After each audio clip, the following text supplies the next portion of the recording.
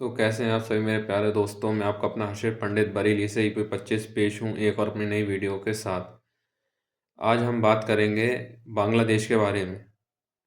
पहले तो आप सब लोग ये वीडियो देखिए, उसके बाद बात करते हैं आगे।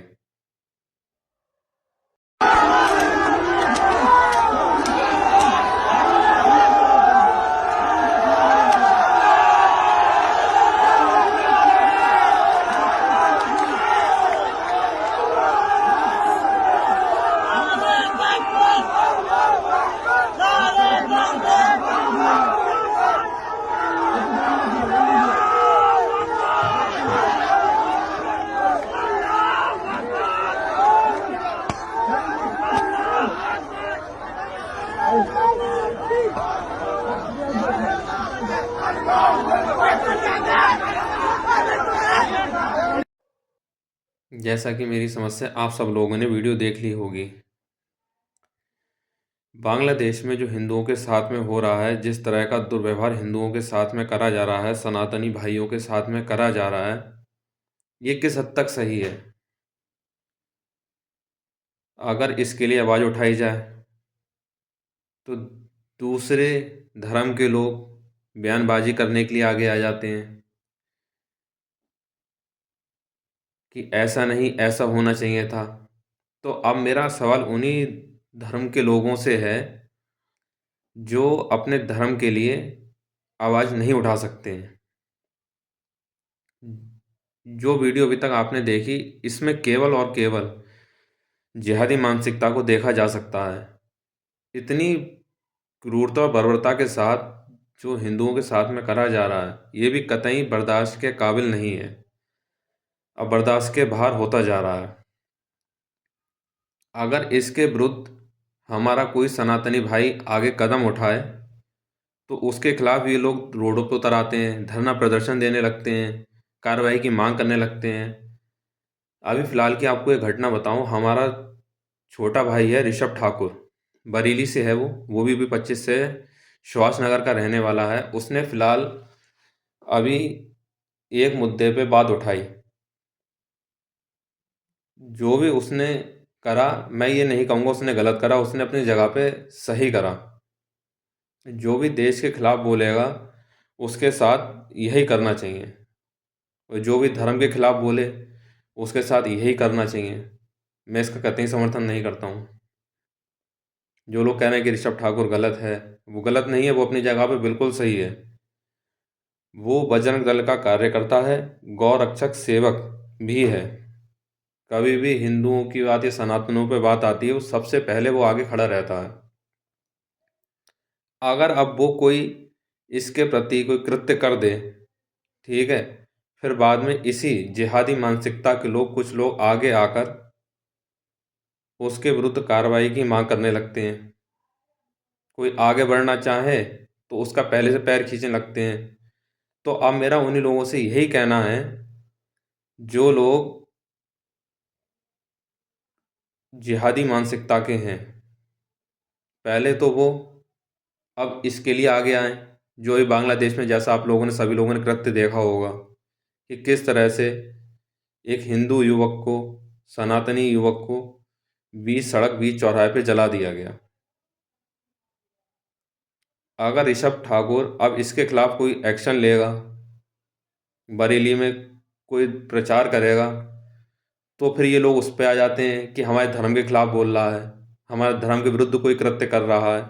वो कृत्य नहीं कर रहा है, वो जो भी काम कर रहा है सही कर रहा है, और मैं उसका पूर्ण रूप से समर्थन करता हूँ। सभी सनातनी भाइयों को, सभी हिंदू भाइयों को, सभी संगठनों को, सनातनी जितने भी संगठन हैं, उन सबको कहता हूँ मैं, आगे बढ़कर आओ और उसका साथ दो। जिससे कि अगर वो लड़ रहा है तो वो हमारे तुम्हारी खातिर ही तो लड़ रहा है। उसमें उसका खुद का निजी स्वार्थ क्या है बताओ? उसका अपना निजी स्वार्थ कोई नहीं है। अगर उसने लोगों में जागरूकता फैलाई, लोगों को जागृत करने का उसने काम करा, लोगों को जगा रहा है, तो कोई गलत तो नहीं कर रहा है। वो अपनी जगह सही कर रहा है। अगर गौ रक्षा की सेवा करने की बात करता है, गौ रक्षा करने की, गौ की रक्षा करने के लिए बात करता है, तो कुछ गलत नहीं करता है वो। गाय माता के लिए बात करता है, वो तो कोई गलत काम नहीं करता है। इसमें वो क्या गलत करता है ये बताओ। अगर किसी ने कुछ बयान गलत दे दिए तो उसने उसका समर्थन नहीं करा, उसने उसका विरोध करा, तो उसने क्या गलत करा। अभी भी समय है, जितने भी सनातनी हैं, हिंदू हैं, जाग जाओ, अभी भी समय है। वरना आने वाला समय ये होगा, जो आज बांग्लादेश में हो रहा है वो यूपी में भी होगा। वो दिन दूर नहीं है। या पूरे भारत में होगा, वो दिन कोई दूर नहीं है। अब वहां पे आके कितने लोग समर्थन कर देंगे, कितने लोग वीडियो डाल देंगे। मेरी समझ से तो कोई नहीं डालेगा।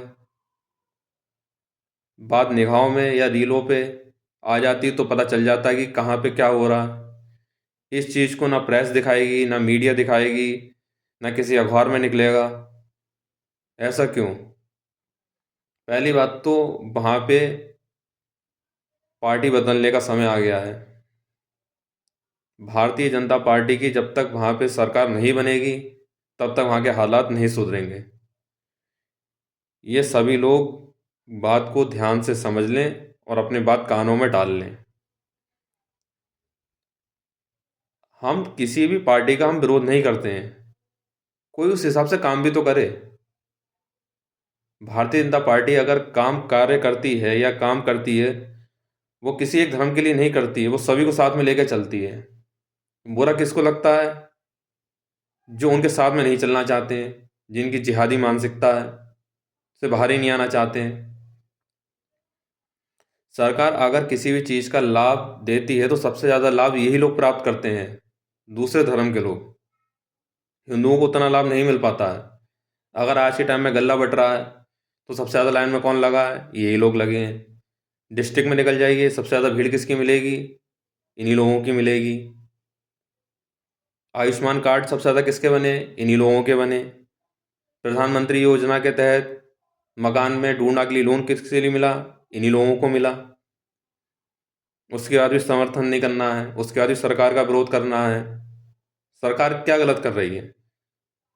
सरकार ने 3 तलाक का मुद्दा उठाया, 3 तलाक को खत्म करा, क्या गलत कर दिया? राम मंदिर का निर्माण करा, क्या गलत कर दिया? अगर राम मंदिर का निर्माण भी करा तो बाबरी मस्जिद बनाने के लिए सरकार ने जगह भी तो दी और कोर्ट द्वारा जगह मिली। उसका विरोध तो नहीं करा गया कि नहीं आपके साथ ऐसा नहीं होगा। उसके बाद भी आपको सरकार में ही कमी नजर आती है। धाराओं को ज्ञान तुम लोगों को है नहीं, पढ़ाई लिखाई करनी नहीं है, किसी भी चीज़ का मुद्दा उठाना नहीं आता है। बस एक ही चीज़ आती है कि हर चीज़ का विरोध करना आता है, सड़कों पे उतरना आता है। सड़कों पे उतरने से कुछ नहीं होता है। किसी चीज़ को जानो, ज्ञान लो, उसके बाद कार्रवाई आगे करो, चीज़ों को समझो। मैं ये नहीं कह रहा हूँ कि आपके मौलाना क्या कहते हैं, ठीक है, उनसे हमारा कोई वास्तव भी नहीं है, ना हमारा उनसे कोई मतलब है। जो वो आपको क्या पढ़ा रहे हैं, क्या सिखा रहे हैं, उससे हमारा कोई मतलब नहीं है। अगर इतना ही सब कुछ पढ़ा लिखा रहे होते तो आज दिन राशन की लाइन में नहीं खड़ा होना पड़ता, हर चीज़ के लिए मांगना नहीं पड़ता। पढ़ना लिखना है नहीं, बेमतलब की बातें करना है। सरकार की एक भी नीति आप लोगों को पता है?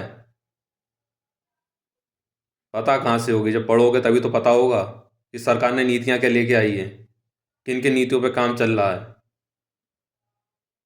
बस एक ही मुद्दा उठा देना है उन लोगों को भी कि बेरोजगार बेरोजगार बेरोजगार। बेरोजगारी हमारे कारण से नहीं है, बेरोजगारी तुम लोगों के कारण से, जो दूसरे धर्म के लोग हो।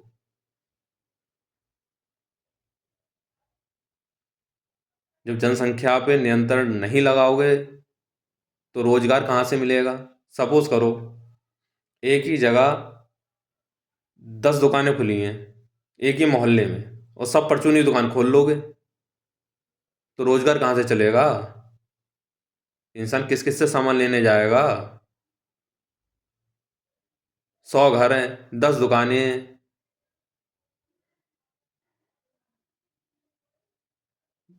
ये चीज़ें आप सब लोगों की समझ से बाहर हैं, जो मैं आपको समझाने की कोशिश कर रहा हूँ। और मैं सभी हिंदुओं और सनातनी भाइयों को एक ही चीज़ के लिए जागरूक करना चाहता हूँ। अभी भी समय है, चीज़ों को देखते हुए सुधर जाओ, जाग जाओ, अपनी हक की लड़ाई के लिए बोलना सीखो। और जो धर्म के लिए ये बोल रहा है, उसके साथ में रह के खड़ा होना सीखो। जब तक किसी का साथ नहीं दोगे, समर्थन नहीं दोगे, वो लोग ऐसे ही हावी होते रहेंगे और तुम्हें बीच चौराहे पे जलाते रहेंगे। अब वहाँ पे बांग्लादेश में इतना हिंदू भी होगा, लेकिन किसी ने भी खड़े होकर आवाज़ नहीं उठाई। वो भी सरकार के ऊपर ही बैठा कि सरकार कुछ बोलेगी तब हम कुछ करेंगे। खड़ा होना सीखो, अपने बलबूते पे मजबूत होना सीखो, अपने बलबूते पे। और जो देश धर्म की बात करता है, उसके साथ में अगर लड़ नहीं सकते तो साथ में खड़े तो हो सकते हो। खड़ा होने में कौन सी बुराई है? समर्थन तो दे सकते हो।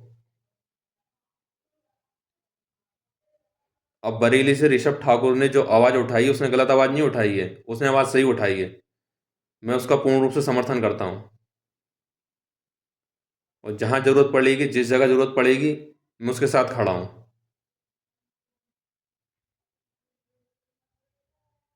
चीज़ों को समझो, जानो, उसके बाद बात करो। हर बात चीखने से कुछ नहीं होता है। करना भी कुछ नहीं है, सब चीज़ सरकार दे दे, सब चीज़ सरकार से चाहिए। पढ़ाई लिखाई करनी नहीं है।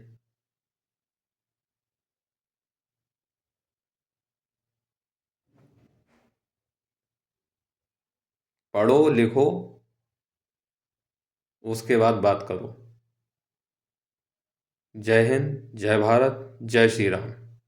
गौ माता की जय हो।